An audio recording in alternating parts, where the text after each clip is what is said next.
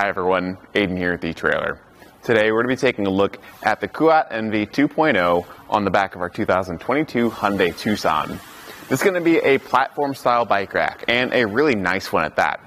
You're going to have the bike being held by the front tire and our back wheel with the wheel strap. That's going to mean zero frame contact, making it good for carbon frame and alternative frame bikes. And with a 60-pound weight capacity per bike, you're going to be able to fit some e-bikes on here too. Now, where the Kuat NV really shines is just its overall ease of use. And on the Tucson, we don't have to sacrifice any functions of our vehicle like the hatch. So if we come to the first tray, we've got our pedal that we can pull out and lower the whole rack down with the bikes loaded. I will say that if you've got the thing fully loaded, do be cautious of it because it does have a pretty aggressive tilt. But this will let us open up the back hatch of our vehicle and get back there to get anything out that we might need. Or just give us a place to sit down, change our shoes before or after our ride. I will say it's a little bit close to the bumper, so it's hard to maybe get my foot up here, but you at least have the space to move around back here and utilize that. Whenever you're done, you can close the hatch back down and lift the bike rack back into place.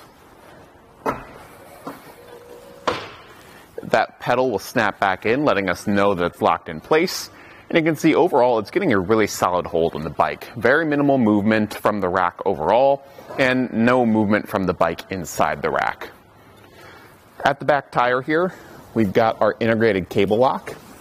That's on each tray so we can make sure that our bikes are secured when we're not around. And it's nice that it just stores internally there so we don't have to worry about forgetting it. While we're here, we can get the bike unloaded, pressing in on that button and pulling out the ratcheting wheel strap. This strap does slide back and forth to accommodate for different wheelbases. We've got ours pretty far out right now for our large mountain bike, but it can be moved in to accommodate a smaller wheelbase. The hook up front can be pushed in with this button, push it up and out to bring it open, and lift the bike up and away. The whole loading and unloading process here is very straightforward. To get it onto the bike rack, it'd be the same process, just in reverse here, with that wheel strap coming in last. So you can see just how quickly you can get set up and on the road.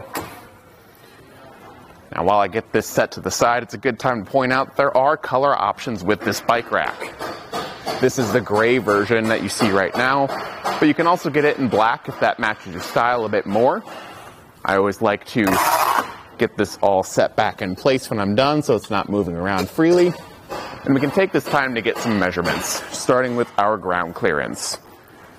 From the lowest point on the rack to the ground, it's going to be 20.5 inches. There's a pretty aggressive rise in the shank here, so I don't think we'll have to worry about that when we're driving around. And then for the distance added to the back, it's going to be adding 29.5 inches to the back of our Tucson.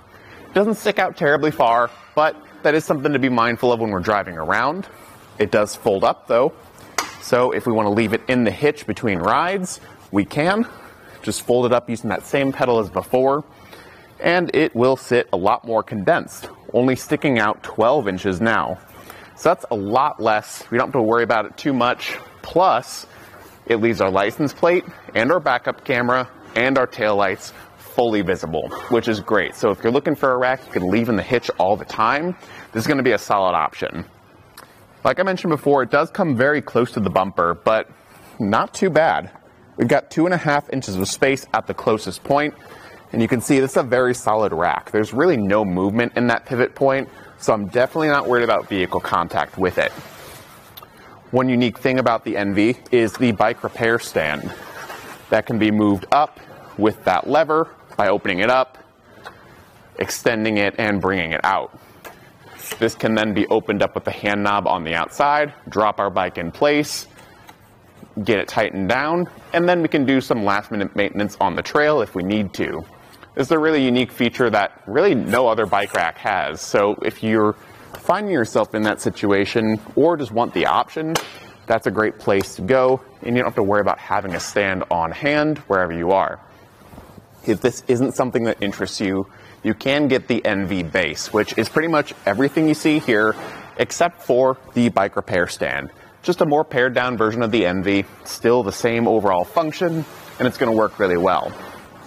At the bottom, we've got our anti-rattle knob, which is tool-free. Loosening that gets things loose in the hitch, but then tightening it up will expand a ball on the inside of the receiver tube and get things nice and snug, so there's no movement in the hitch. It's fitting with our 2" by 2" receiver tube and comes with a locking anti-rattle bolt, or a locking hitch pin, sorry, the anti-rattle bolt is here. This lock is key-like to the cable locks up top, so you don't have to worry about that and having multiple key rings on our key. And then overall, it's going to be a really solid fit. I already like the NV quite a bit. It's just a very easy to use, versatile bike rack, but when looking at it for your Tucson, I think it blends with it very well. Everything from the taillights to the license plate isn't interfered with, and you still get all that hatch access. Thanks for watching.